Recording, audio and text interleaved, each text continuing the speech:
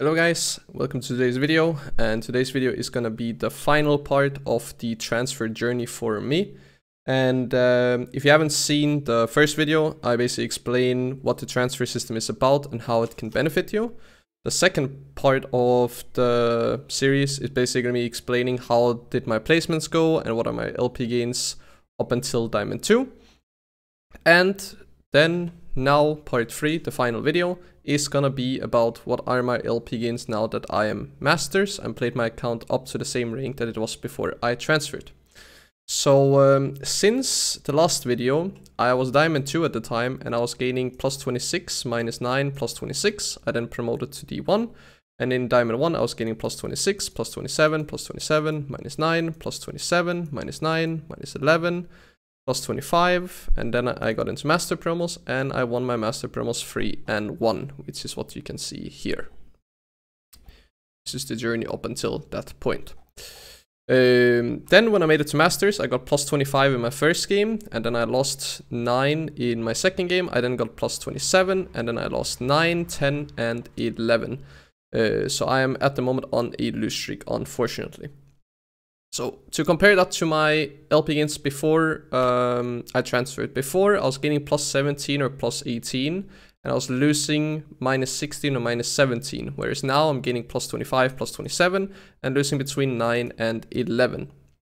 So the LP gains are up by, let's see, I mean, roughly 8 to 10 LP, and LP losses is down by roughly 7 to 8 LP as well.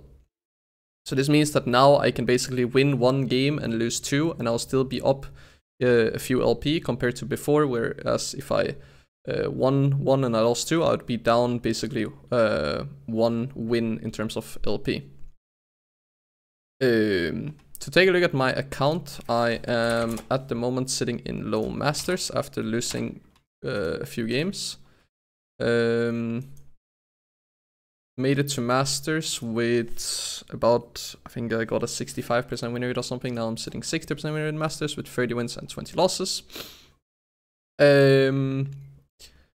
And to talk about the lobbies a little bit, I also mentioned this in the previous video, but to showcase the lobbies, when I just promoted into Masters, which was this game right here, as you can see, I had Masters 500 LP, Masters 369 LP, and then 2 Smurfs, and then my team had almost 700 LP Grandmaster, 700 LP Grandmaster, 500 LP Master, 151 LP Masters, and 406 LP Masters. So I was already being put into a lot higher ELO lobbies than I was before I was transferring.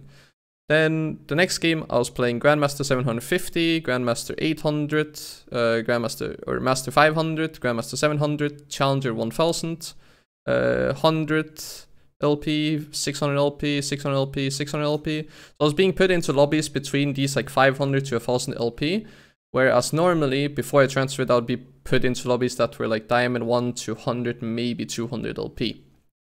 But then I got put into a Smurf queue game that was like Diamond 2 to Masters, but everyone was more or less a Smurf. And recently I'm being put into a lot lower ELO lobbies, so Masters 93 LP, Masters 85 LP, Masters 500, Masters 126, 200, Grandmaster, Master, Grandmaster, and then the game that I just played, Master 268, Master 229, 84 LP Masters, and then team 300, 300, 400, 60, and 300. So now I'm being more put into Masters lobbies and Grandmaster Challenger lobbies. Whereas I believe if I won quite a few more games after this one or this one up here, I could have the possibility of getting into Grandmaster and Challenger lobbies, but now I'm being put into more like high Master lobbies instead of Grandmaster Challenger. It could very easily change, especially if I queue up at a different time, especially later in the night, or if I just go on a win streak, there is definitely the possibility of getting back into it. But basically the lobbies are gonna be a lot higher ELO by the time you get back to the ELO before you transfer it. So yeah, basically potentially 300 to 700 LP higher are the lobbies that I got put into before I transferred when I made it back into Masters. To then talk about the queue times. The queue times are fairly long. Before I transferred, the queue times in US Masters would be between 2 to maybe 5 minutes, depending on when you queue. But now I'm getting at least a 5-minute queue, and it can go all the way up till 10, maybe even 15 minutes per game, without actually being put into Smurf queue. Either you get put into Smurf queue or you get put into a way higher elo lobby. I believe that once you are in this higher elo bracket and there are less possibilities of Smurfs with high win rate in this elos, you just get put into higher elo lobbies rather than Smurf queue. So yeah, that's basically the transfer series. So if you're interested in transferring, check out the previous videos and just do the things that I recommend. And is transferring basically a thing to climb with? Yes, you can spend 40 euros, double transfer, and then if you do well in your placements and well in your first, let's say 30 or 40 games, then you basically have a lot higher MMR than you had before. But obviously you need to win in order to gain the MMR. It's not just that you transfer and retransfer, and then if you do completely shit, then you can still get to a lot higher elo. You can probably get a little bit higher even if you do bad, but definitely try your hardest and dodge as much as possible and do everything that you possibly can in order to win as many games as possible. But yes, if you want to climb, this is definitely a strategy to go for. So if you enjoyed the video, remember to leave a like. If you have any questions regarding the transfer system, leave in the comment section down below. And then otherwise subscribe to see more videos regarding MMR. There are going to be videos about MMR in terms of fresh account and comparing that to a transfer account. So if you're interested in that, then yeah, remember to subscribe, and that video will be coming up as soon as possible. Yeah, besides that, thank you for watching, and I hope to see you guys in my next YouTube video or on my next live stream on Twitch.